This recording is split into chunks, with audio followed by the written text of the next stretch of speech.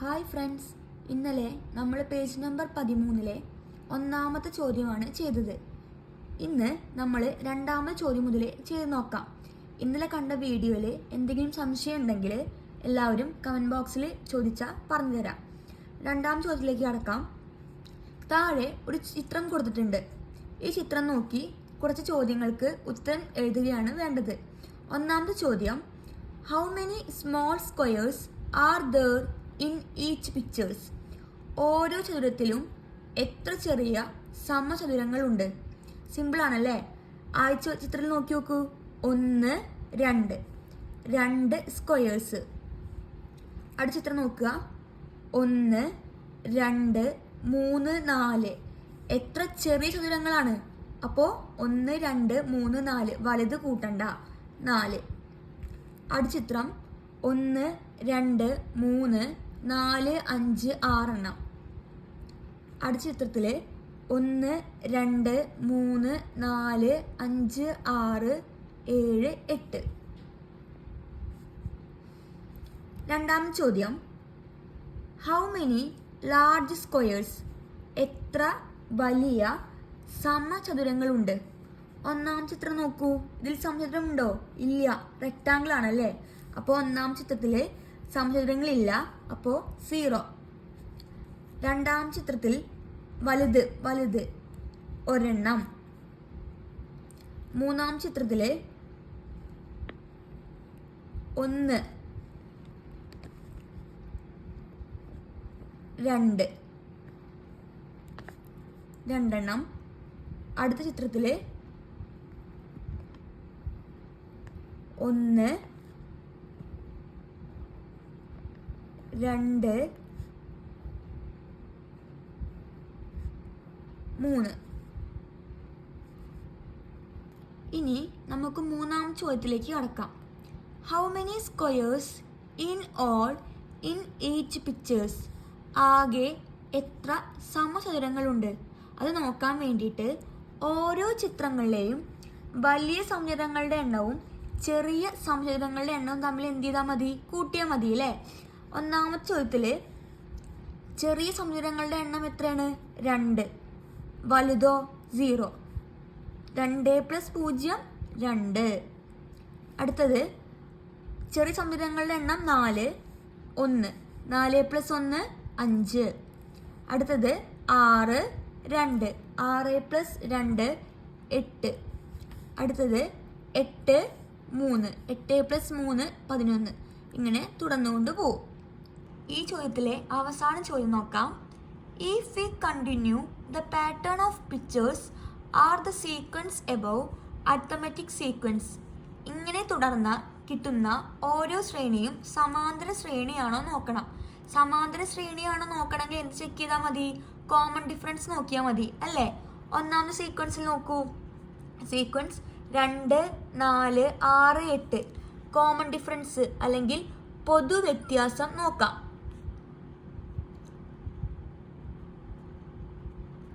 Common difference എത്രയാണ്? 4 - 2 2. 6 - 4 2.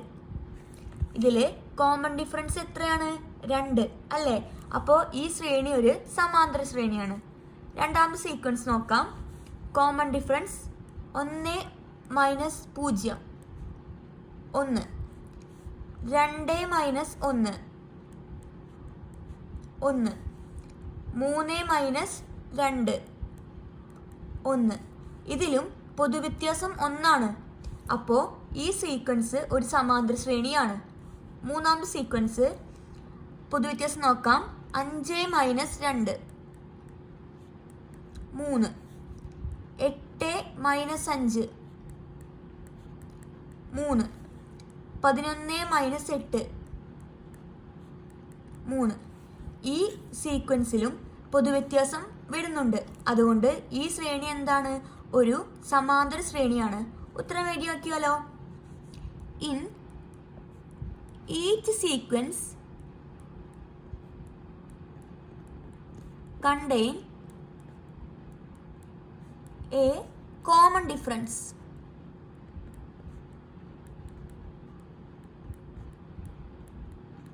Therefore, it is a arithmetic sequence.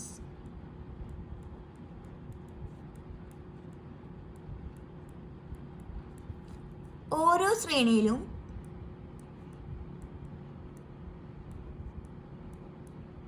പൊതുവ്യത്യാസമുണ്ട്.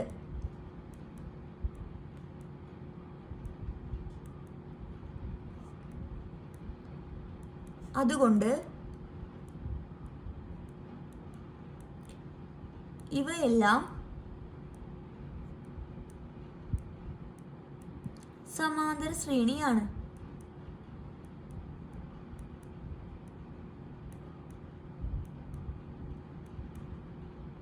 ഇനി ഈ ഭാഗത്ത് വരുന്ന അവസാന ചോദ്യത്തിലേക്ക് കടക്കാം. ചോദ്യം ഒന്ന് വായിക്കാം.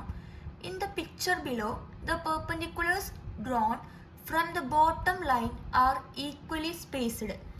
ചിത്രത്തിലെ ഒരേ അകലം ഇടവിട്ട് താഴത്ത് വരകൾ വരച്ചിട്ടിരിക്കുന്നുണ്ട്. ഈ വരകളുടെ ഈ ലംബ നീളങ്ങൾ സമാന്തര ശ്രേണിയിലാണോ അഥവാ അരിത്തമെറ്റിക് സീക്വൻസിലാണോ എന്ന് കണ്ടുപിടിക്കണം. ചിത്രത്തിലെ അതിനായി റെഡ് ഇങ്കായിട്ട് കുറച്ച് വരകൾ മാർക്ക് ചെയ്ത് വെച്ചിട്ടുണ്ട്. അതിനു മുന്നേ ഈ ഓരോ പെർപെൻഡിക്കുലർ ലൈൻസിനെയും ഒരു റൈറ്റ് ട്രയാങ്കിൾ ആയി വരുന്ന രീതിയിൽ മാറ്റി വരയ്ക്കുക. അതിനായിട്ട് ഓരോ ലൈൻസ് എന്ത് ചെയ്യുക, ജോയിൻ ചെയ്ത് വരച്ചിട്ടുണ്ട്. ഇപ്പം ഇതെന്തായി, റൈറ്റ് ട്രയാങ്കിളായി. ക്വസ്റ്റ്യനിൽ പറഞ്ഞിട്ടുണ്ട് താഴെ സൈഡ് ഓരോ ലംബവശങ്ങളും ഈക്വലി സ്പേസ്ഡ് ആണ്, ഒരേ അകലത്തിലാണെന്ന് പറഞ്ഞിട്ടുണ്ട്. അതുകൊണ്ട് ഈ ലെങ്ത് എന്താണോ അത് തന്നെയായിരിക്കും ഈ സൈഡും ഉണ്ടായിരിക്കുക. ഈ ഓരോ പെർപെൻഡിക്കുലർ ലൈൻസിനും സ്ലാൻഡഡ് ആയിട്ടാണ് ഈ വര വരച്ചിരിക്കുന്നത്. അതുകൊണ്ട് തന്നെ ഈ ഓരോ റൈറ്റ് ട്രയാങ്കിളിലെയും ഈ ഹൈപ്പോട്ന്യൂസുകൾ എന്തായിരിക്കും, തുല്യമായിരിക്കും. അതുകൊണ്ട് ഈ ഓരോ റൈറ്റ് ട്രയാങ്കിൾസും ഈക്വൽ ട്രയാങ്കിൾസ് ആണ് അഥവാ കോൺഗ്രുവൻ ട്രയാങ്കിൾസ് ആയിരിക്കും. നമുക്ക് എന്താണ് കണ്ടുപിടിക്കേണ്ടത്, ഈ ഓരോ പെർപെൻഡിക്കുലർ ലൈൻസും സമാന്തര ശ്രേണിയിലാണോ എന്ന് ചെക്ക് ചെയ്യണം. ഓരോ റൈറ്റ് ട്രയാങ്കിളിലെയും രണ്ട് വശങ്ങൾ തുല്യമായി. അതുകൊണ്ട് ഈ റൈറ്റ് ട്രയാങ്കിളിലെ ഈ മൂന്നാമത്തെ വശമായിട്ടുള്ള ഹൈറ്റുകൾ എന്തായിരിക്കും, തുല്യമായിരിക്കും. തുല്യമായതിനാൽ ആ വശങ്ങൾക്ക് y എന്ന് രേഖപ്പെടുത്തി. നമുക്ക് തെളിയിക്കേണ്ടത് എന്താണ്, ഓരോ ലംബവശങ്ങളും അരിത്തമെറ്റിക് സീക്വൻസിലാണോ അഥവാ സമാന്തര ശ്രേണിയിലാണോ എന്ന് നോക്കണം. ആദ്യത്തെ ഈ പെർപെൻഡിക്കുലർ ലൈന് അല്ലെങ്കിൽ ലംബവശത്തിന് x എന്ന് കൊടുക്കാം. ഇതേ നീളം തന്നെയായിരിക്കും ഇവിടെ ഉണ്ടായിരിക്കുക. അപ്പോൾ ഇവിടെയും x അല്ലേ. ഇവിടെ y ആണ്, ഇത്രയും ലെങ്ത്. അപ്പോൾ ഈ സൈഡും എന്തായി, y ആയി. ഈ ലെങ്ത് x, ഈ ലെങ്ത്തും x ആയിരിക്കും. ഈ ലെങ്ത് y, ഈ ലെങ്ത് y ആയിരിക്കും. ഇതേ ലെങ്ത് തന്നെയാണ് ഇവിടെയും വരിക, y. ഇതേ ലെങ്ത് x ഇവിടെയും വരും. നമുക്ക് വഴി എഴുതി നോക്കാം. ഒന്നാമത്തെ ലംബത്തിൻ്റെ നീളം, length of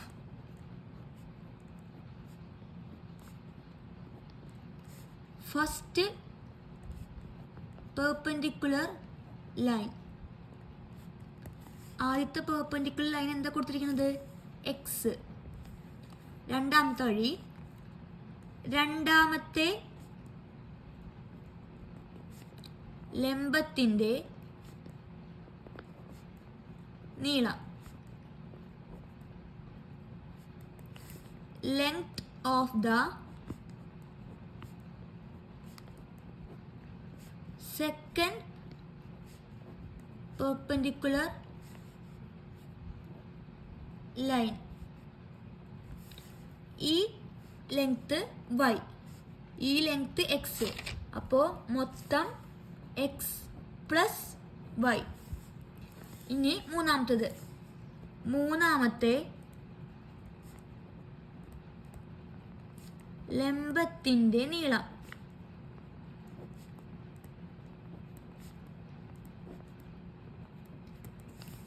length of the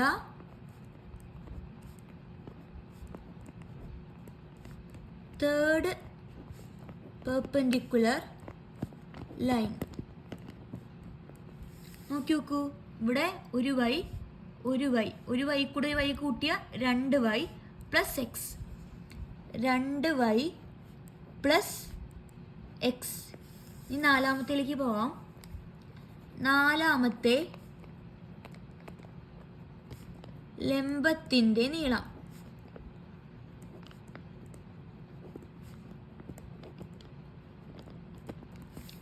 length of the fourth perpendicular line. നാലാമത്തെ നോക്കൂ, ഒരു Y total 3y plus X.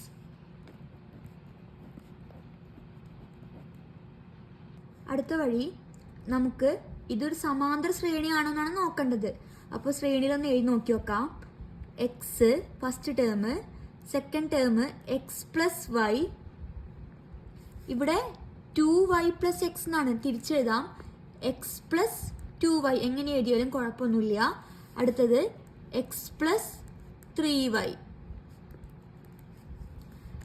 ഇവിടെ എല്ലാ ടേമിലും എക്സ് കോൺസ്റ്റന്റ് ആണ്, വൈ ആണ് എന്ത് ചെയ്തുകൊണ്ടിരിക്കുന്നത്, മാറിക്കൊണ്ടിരിക്കുന്നത്.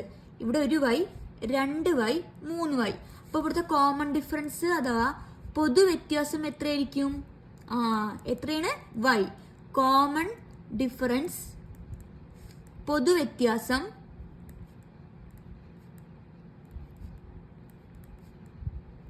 വൈ. ഒരു സമാന്തര ശ്രേണി ആണെങ്കിൽ അതിൽ എന്തുണ്ടായാൽ മതി? ഒരു പൊതുവ്യത്യാസം ഉണ്ടായാൽ മതി. ഈ ശ്രേണിയിലെ പൊതുവ്യത്യാസം വൈ ആണ്. അതുകൊണ്ട് ലംബ നീളങ്ങൾ സമാന്തര ശ്രേണിയിലാണ്. Therefore, it is a arithmetic sequence.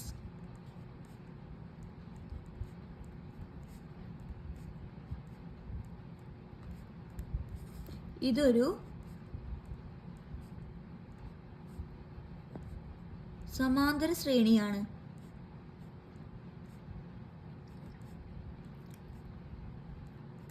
ഇന്ന് നമ്മൾ പേജ് നമ്പർ 13 എല്ലാ ചോദ്യങ്ങളും ചെയ്ത് കഴിഞ്ഞു.